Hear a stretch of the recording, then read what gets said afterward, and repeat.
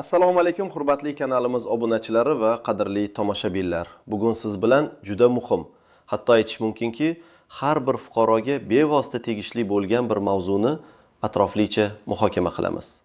Bu ma'lumotni eshitganingizdan keyin hayotingizda qandaydir o'zgarishlar qilishingiz yoki hech bo'lmaganda ogoh bo'lishingiz shart.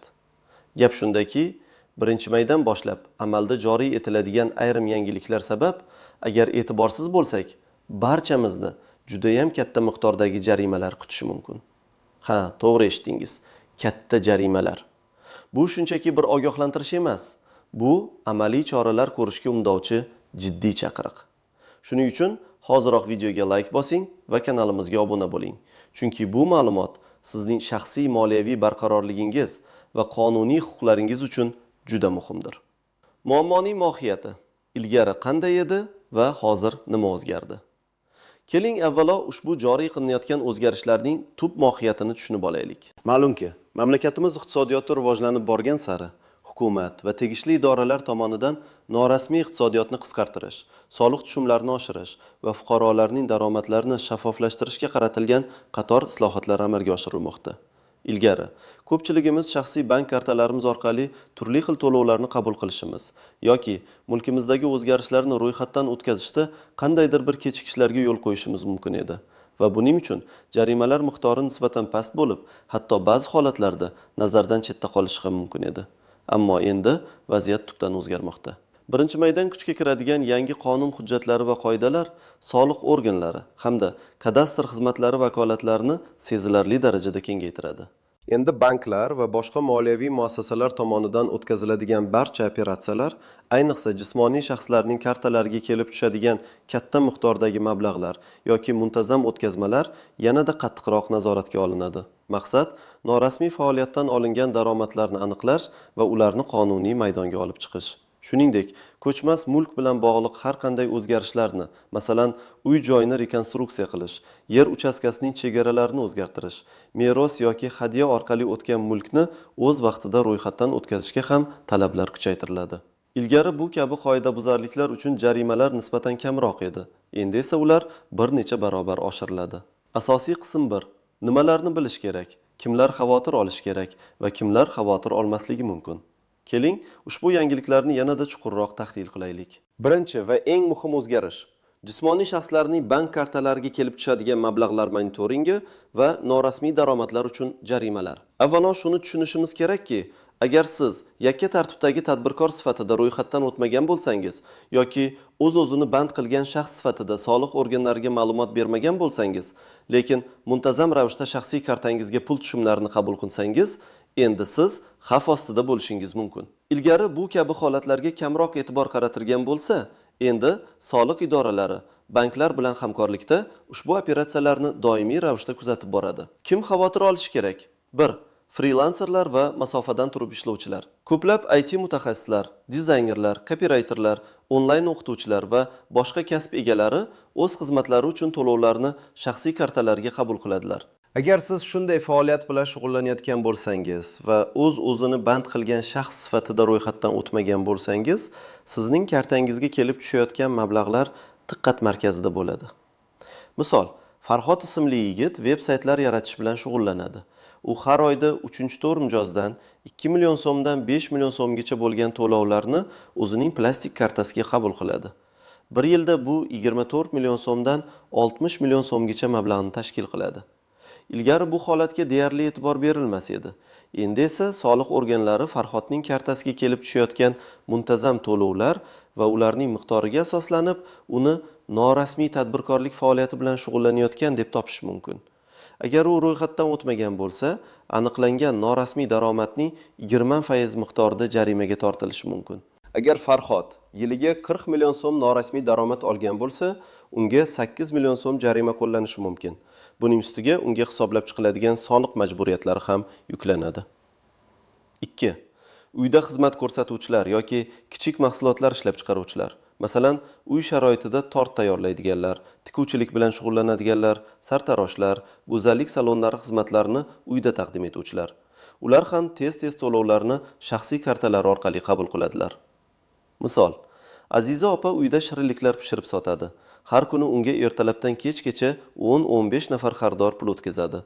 Ularning har biri 50 ming so'mdan 200 ming so'mgacha to'laydi. Oyiga Aziza opaning kartasiga 5-7 million so'mga yaqin pul tushadi. Bu ham muntazamlik va miqdor jihatidan soliq organlarining e'tiboriga tushishi mumkin.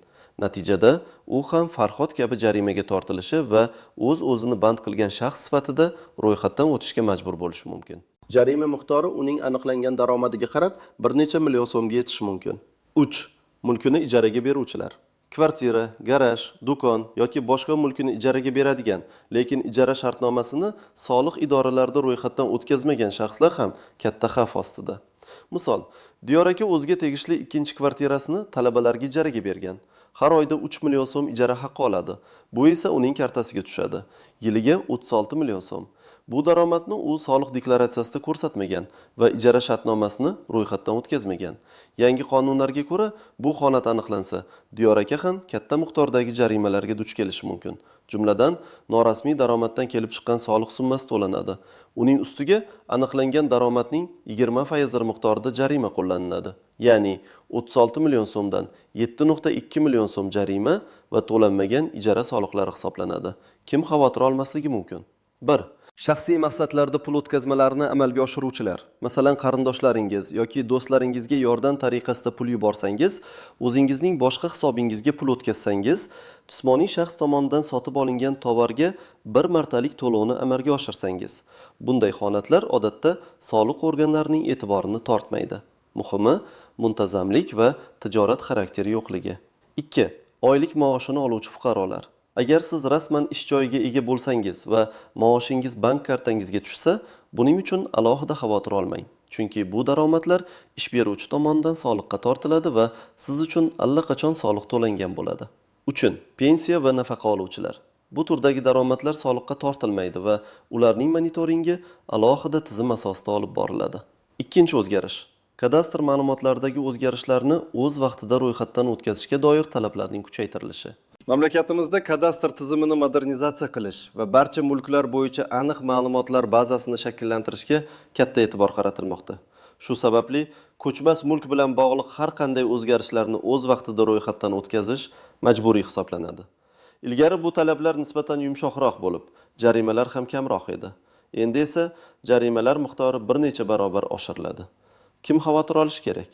1. Yangi qurilgan yoki rekonstruksiya qilingan mulk egalari.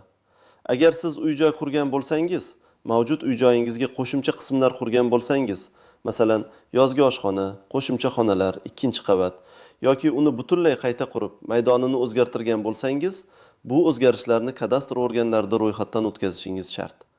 Agar ma'lum bir muddat ichida, odatda 1-3 oy, ro'yxatdan o'tkazmasangiz, sizni katta jarimalar kutadi. Misol, Dilshod aka o'z uyiga qo'shimcha 2 ta xona va garaj qurgan. Qurilish ishlari tugaganiga 6 oy bo'lgan bo'lsa-da, u hali ham kadastr hujjatlariga o'zgartirish kiritmagan.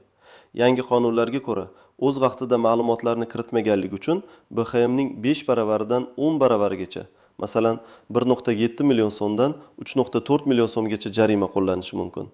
Agar u shoshilinch ravishda qonuniylashtirmasa, uzoq muddat o'tganligi sababli jarima miqdori yanada oshib, takroriy huquqbuzarlik sifatida BXMning 10 baravaridan 20 baravargacha 3.4 million so'mdan 6.8 million so'mgacha yetishi mumkin. 2. Meros yoki hadya orqali o'tgan mulk egalari. Agar sizga uy, yer uchastkasi yoki boshqa ko'chmas mulk meros bo'lib qolgan bo'lsa, yoki uni hadya shartnomasi asosida olgan bo'lsangiz, ushbu mulkni o'z nomingizga rasmiylashtirish uchun belgilangan muddatlarga rioya qilishingiz shart. Misol, Nodira opaga buvisi vafotidan so'ng uy meros qolgan. U hali notarial tasdiqlangan meros huquqi to'g'risidagi guvohnomani olgan. Ammo bu mulkni o'z nomiga kadastr organlarida rasmiylashtirishni 4 oyga kechiktirgan. Ilgari buning uchun jarimalar kamroq edi. Endi esa belgilangan muddatdan kechikkanligi uchun BXMning 3 baravaridan 5 baravarigacha 1 million so'mdan 1.7 million so'mgacha jarima qo'llanilishi mumkin. Agar muddat yanada cho'zilsa, bu jarima yanada oshiriladi. 3. Mulkini sotgan yoki sotib olgan shaxslar. Mulkchilik huquqini o'zgartirishni ham belgilangan muddatlarda kadastr organlarida ro'yxatdan o'tkazish zarur. Misol, Sardor aka yangi uy sotib olgan. Notarial shartnoma tuzilganiga 2 oy bo'lgan, Ammo u mulkni o'z nomiga rasmiylashtirish uchun kadastrga murojaat qilishni unutgan. Yangi qoidalar bo'yicha bu holat ham jarimaga sabab bo'ladi. Jarima miqdori BXMning 2 baravaridan 5 baravargacha bo'lishi mumkin. 680 ming so'rimdan 1,7 million so'rimgacha. Kim xavotir olmasligi mumkin? 1. Mulkida hech qanday o'zgarish bo'lmagan fuqarolar. Agar sizning uyingiz yoki yer uchastkangizda hech qanday qurilish, rekonstruksiya, meros olish yoki hadya qilish kabi holatlar bo'lmagan bo'lsa, siz ushbu qism bo'yicha xavotir olmasligingiz mumkin. 2. Barcha hujjatlari tartibda bo'lgan mulk egalari. Agar siz barcha o'zgarishlarni o'z vaqtida rasmiylashtirgan bo'lsangiz, kadastr ma'lumotlaringiz yangi va to'g'ri bo'lsa, sizga hech qanday jarima qo'llanilmaydi. Asosiy qism 2. Qoidalardagi istisnolar, nozik jihatlar va sezilmas tafsilotlar. Har qanday qonunda bo'lgani kabi, ushbu yangiliklarda ham ba'zi istisnolar va nozik jihatlar mavjud bo'lib, ularni bilish sizni ortiqcha xavotirdan yoki noto'g'ri harakatlardan saqlashi mumkin. 1. Daromadlar monitoringidagi istisnolar. Bir martalik, doimiy bo'lmagan to'lovlar. Yuqorida aytib o'tganimizdek, agar sizga vaqti bilan do'stlaringizdan qarz uzish yoki biror kichik xarid uchun bir martalik pul o'tkazmalari kelsa, bu xavfli hisoblanmaydi. Soliq organlari asosan muntazamlik va tijorat xarakteriga e'tibor qaratadi. Ya'ni, bir necha oy davomida har kuni yoki haftada bir necha marta keladigan bir xil turdagi to'lovlar nazoratga olinadi. Oilaviy byudjetdagi o'tkazmalar. Agar oila a'zolaringiz, masalan, er xotiniga, ota farzandiga o'z oyliklaridan shaxsiy ehtiyojlar uchun pul o'tkazsa, bu ham daromad hisoblanmaydi. Ammo bu yerda ham ehtiyot bo'lish lozim. Agar xotinining hisobiga doimiy ravishda katta miqdorda pul tushsa va u o'z navbatida uyda tovar ishlab chiqarib sotsa, bu holatni soliqchilarga tushuntirish talab etilishi mumkin. Agar sizga yaqin qarindoshlaringizdan, ota-onadan farzandga, aka-ukadan singilga moddiy yordam tariqasida yoki hadya sifatida pul o'tkazilsa, bu ham daromad hisoblanmaydi. Biroq, agar hadya summasi juda katta bo'lsa, masalan, bir nechta bazaviy hisoblash miqdoridan ortiq va bu holat muntazamlik kasb etsa, soliq organlari buning manbasini so'rashi mumkin. Hadya shartnomasini notarial tasdiqlash bunday shubhali holatlardan qochishga yordam beradi. Rasmiy imtiyozlar. Ayrim toifadagi fuqarolar uchun, masalan, nogironligi bor shaxslar, yoshlar, ayollar, davlat tomonidan beriladigan imtiyozlar va subsidiya to'lovlari soliqqa tortilmaydi va ularning kelib chiqishi aniq bo'ladi. 2. Kadastr ma'lumotlaridagi nozik jihatlar. Ruxsatsiz qurilish va jarimalar. Agar siz uy joyingizga qo'shimcha bino qurgan bo'lsangiz, lekin buning uchun tegishli ruxsatnomalarni olmagan bo'lsangiz, jarimadan tashqari sizdan ushbu qurilishni buzish talab qilinishi ham mumkin. Bu holatda avval qurilishni qonuniylashtirish yo'llarini izlash muhim. Hozirda bu borada ham yengilliklar va osonlashtirilgan tartiblar joriy qilinmoqda. Ammo ulardan foydalanish uchun belgilangan muddatlarga rioya etish kerak. Mulk qiymatining o'zgarishi. Mulkni rekonstruksiya qilish yoki uning maydonini oshirish uning kadastr qiymatining o'zgarishiga olib keladi. Bu esa kelajakda mol-mulk solig'i miqdoriga ta'sir qilishi mumkin. Shuning uchun nafaqat jarimalardan qochish, balki o'z mulkingizning haqiqiy qiymatini aks ettirish uchun ham o'zgarishlarni ro'yxatdan o'tkazish muhimdir. Vaqtinchalik foydalanishdagi mulklar. Agar siz kimningdir mulkidan vaqtincha ijara shartnomasisiz foydalanayotgan bo'lsangiz, masalan, qarindoshingizning uyida yashasangiz, bu sizni kadastr bilan bog'liq majburiyatlardan ozod qiladi. Majburiyat mulk egasiga tegishli bo'ladi. Praktik tavsiyalar. Tomoshabin nima qilish kerak? Endi esa eng muhim qismga o'tamiz. Bu yangi qoidalar sizga ta'sir qilmasligi uchun aynan nima qilishingiz kerak? Qanday amaliy qadamlarni bosishingiz lozim? 1. Norasmiy daromadlar bo'yicha. Birinchi qadam. O'z faoliyatingizni tahlil qiling. Agar siz o'z xizmatlaringizni taklif qilib, muntazam ravishda pul tushumlarini shaxsiy kartangizga qabul qilsangiz yoki kichik hajmdagi mahsulotlar ishlab chiqarib sotsangiz, darhol o'z faoliyatingizni qonuniylashtirishni o'ylab ko'ring. Ikkinchi qadam. O'zini band qilgan shaxs sifatida ro'yxatdan o'ting. Bu eng oddiy va eng arzon usul. Siz buning uchun soliq organlariga murojaat qilishingiz yoki yanada oson yo'l Soliq qo'mitasining soliq mobil ilovasi orqali ro'yxatdan o'tishingiz mumkin. Bu jarayon juda oson va bir necha daqiqa vaqt oladi.